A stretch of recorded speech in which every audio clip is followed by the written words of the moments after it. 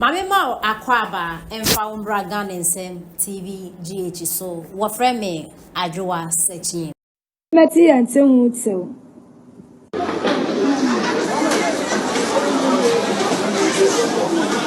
Visit ni etu omuno visit for ebubu omuno ema nyina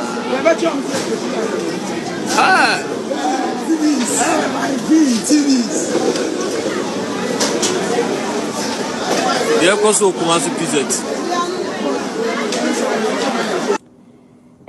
Kumasi PZ heye ena ye omukojo tosa no se mo be kaya ya di jo Mahama si akonwa so emi se the first month se bibisa na odi dum so eshi PZ owie no sa ma muntala edi emu eni anwa ble mu se komode mu manje no suma Kevin Taylor ma ni bedi mu atam se munye sika mu didi twe eye tramo na monnom ya maame no omugu PZ na oma ha emu Johnson ena ne bosumi nkunu mu anasa ne 9 months ma wawre wasa asuma kinzuba oboasini abrant ne mayor no se wonsa mu bu ho bebi amotina di wodidi mu taduane die no wonsa mu ho wontumo se mu befa nya na sem na meme ya moda na me ya akrama no ubusami ameka se fa bebi aya me de ena me won fa mintimi nkasa kese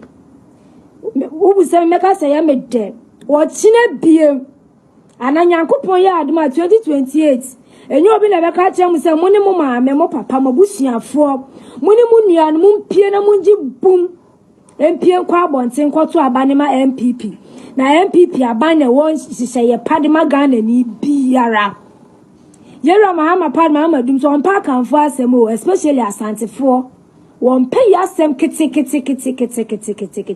enti wo fakwan bia so obehye ni ayi a wode ye ni we bebutu nsuo ama ye ni ayekọ ti wo china biem no mu betusu aban papa over betting tax mu be pia kwoto aban mo nka se ya the 10% increments ato bet so mu be pie na mo adwunu ho ada hu se ye PZ to na mu kogina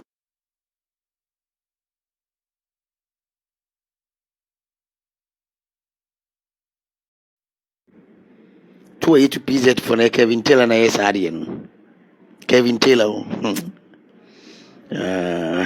President Mahama ngasara won say onye adwuma na oye na ngasara ono no atete sem no de bu oman no kwachiwe we say I say we say no amambo na me say wonu walusu ni focus why to say was na wache ne bicycle so na ye pia na mo huma bia won fa indecisive to say Kevin Taylor asimo beka bi na ukonya president and advisor ni Kevin Taylor. Kevin Taylor ankasa kura se nkofo hu ni se Kevin Taylor no concert no ye ni di attempt amanfo mfa ne serious organa ha okra bi mu. Obi anum se eye adwuma wo ya bone pa wo yididi. Nti nkofo mfa ne serious Kevin Taylor no. Nkofo mfa ne serious wo no na advise president ko tu we say ko yese mba kire mu the reasons. Eninti PZ for wo PZ ya tu bia no your advisor Kevin Taylor President Mahama na say President Mahama de o kana se me bra go fo baka se bia se era se you me who president wa bon se sada e bon o president the whole world o president wa sapa President Mahama na me say wo you bia wo gina wona so pa say we are president wonim de wo ya na eno da wo kasa we dey enfa no me ba we kasa bi a kire mu wonim say da president kasa no o say o de mre bi ba o di o kasa ye de mre bi ba be di oni a che wo say man ko fu di atem wonim say sa di we Kevin Taylor na e ka kire president Mahama say o first Mr. Kevin Taylor na o sha abana chi a o kasa kire ye say ai gara mo wu fo mo say ngumu Kevin Taylor we akwakete okura nim nyansa se no Kevin Taylor only two president for when me say tama NDC for wini abana na Kevin Taylor e better ho ye in life and o ka say said you must say ye jandam Say Umasia can't say Hunu, say Umasia did attempts ama NDC aba power no. When say Ghana phone Biblinanian science adieno. And so much really MPP phone by side in be. To Kevin Taylor Transiano say, say Abanaba power, one him now be a video. Now be can send ya throw your blog out your wire. We will deal with you. I say, I don't know. I want that. That's this is for who be over there. MPP for us on TJO. I dear bet you be left, right, center. And also move BHC. I buy us. I don't know. Kevin tell when he's bringing up. What vice president say? Oh, from Rebim. We have president. Ya to Abamano. When it comes to Galamsey, na Galamsey no what tax? Yanchre tax for no. A queen on Mufasu new Majuma. Yanchre mubi biao.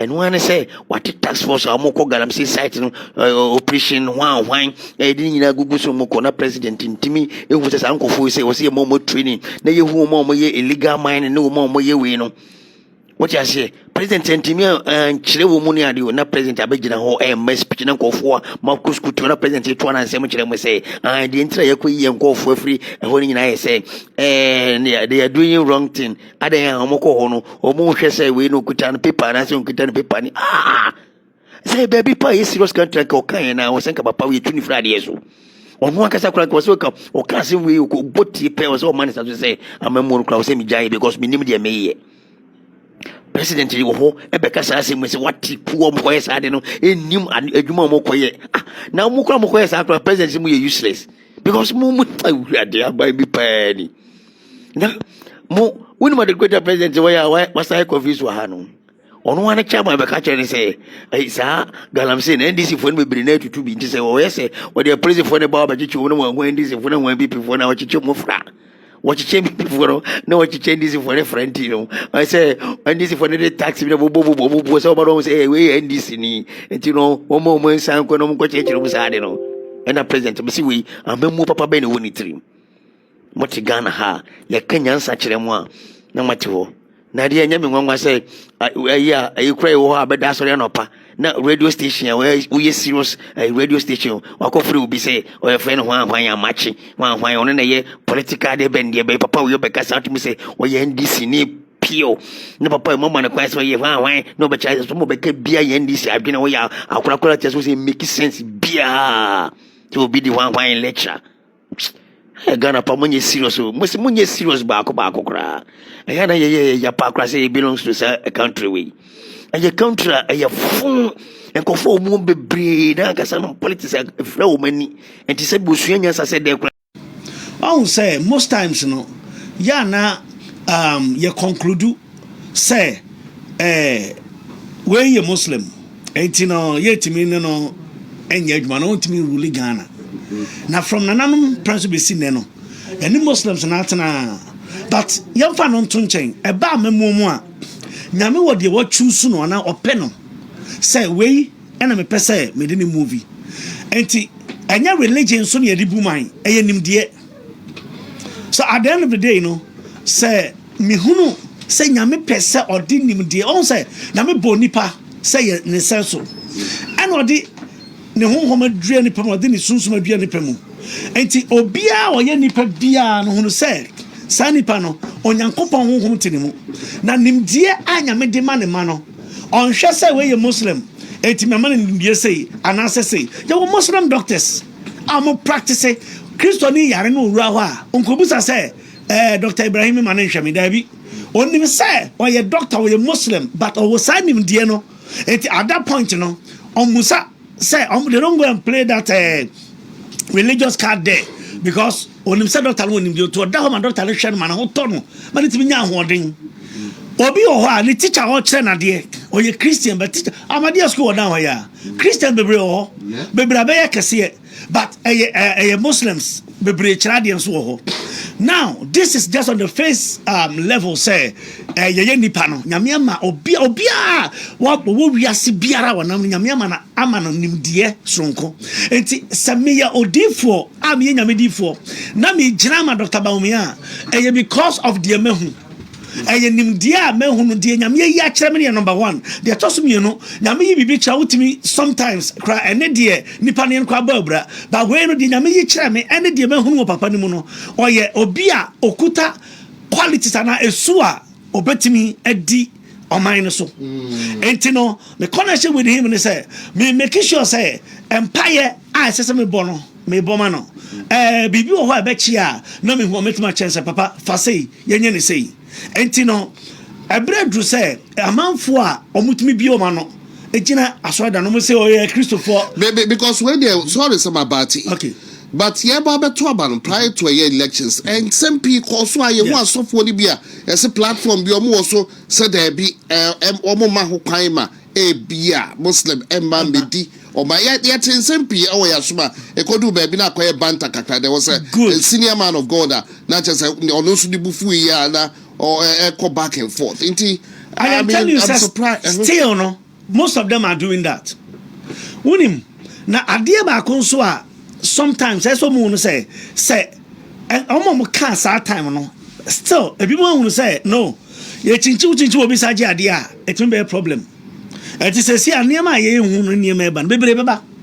What I say now, say, ya kase or ye Muslim, it's ye Christopher Yanto Asamba, Yahu Christian, Yahu Muslim, a two bia, the other Kosubian, or Bias better be, and Yangi are going to face our religiosity, so now your own personality and knowledge, and your media many panel.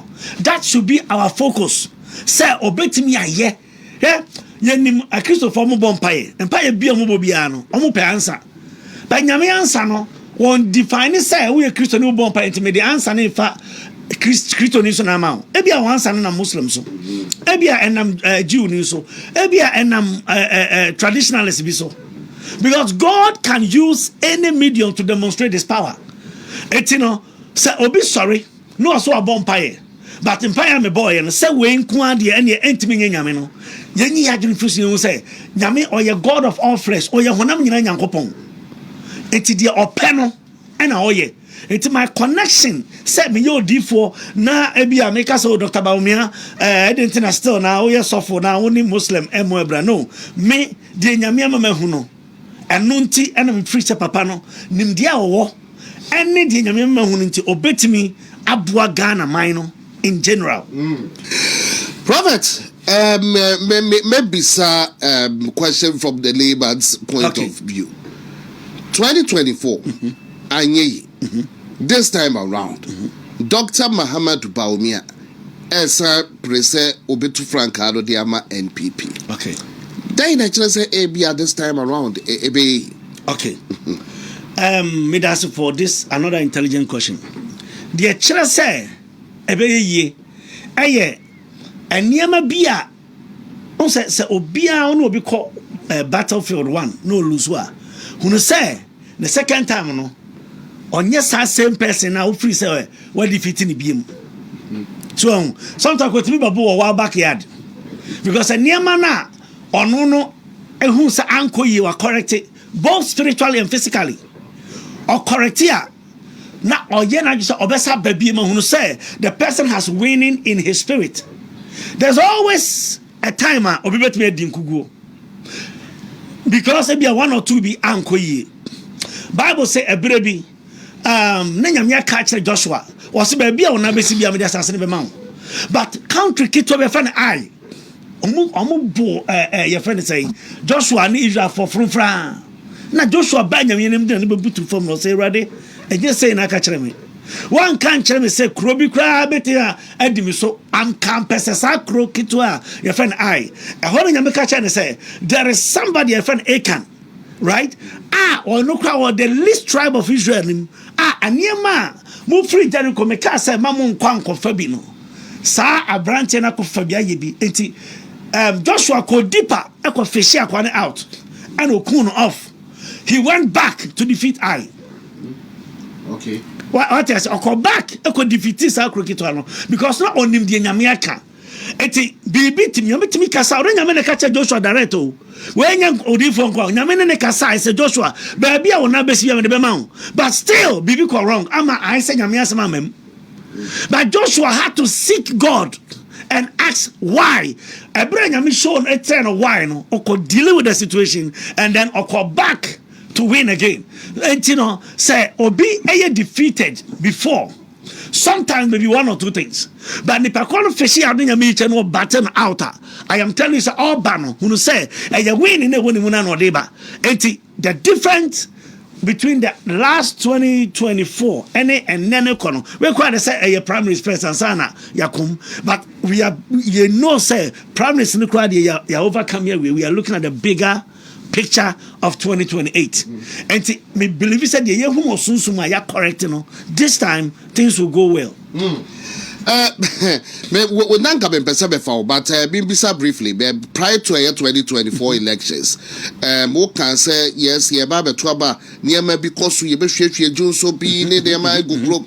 Later on, the moon say far away in South Africa, lady prophetess being so ancient, come said near my ya good for no. One shy ya Twaba, we are Hunsu so be far away in South Africa. Yeah. Ya Twaba. And then it before said near maybe a good form, and you're so deep, say you sanya, okay. As a prophet, young kaka, okay, baby, say, Obika says sanya in your year. So be a co obiho, odusiniho, spirit be or echo jadie. That's a spirit in decide, say, in exchange, may you say, Nabia, we are desperate effort at the end to see you on your way. Think you say, we are my backyard, the Beko baby. So, and to say, Unya just yo, not at the corner, oh, she share free, sir, demon and spirit on second year. Who say, a quiet demon obey Adiano, won't me answer, won't me carry. Because said you open on the amount. And to the only super so, same way no Beko. It is South Africa, my men are some more kind, So, one more. Sorry, sir. For Mambo the day, me rain affinity. Is it? I'll recollect the day. Okay, okay. It is a yes, they will have to know it. Two things.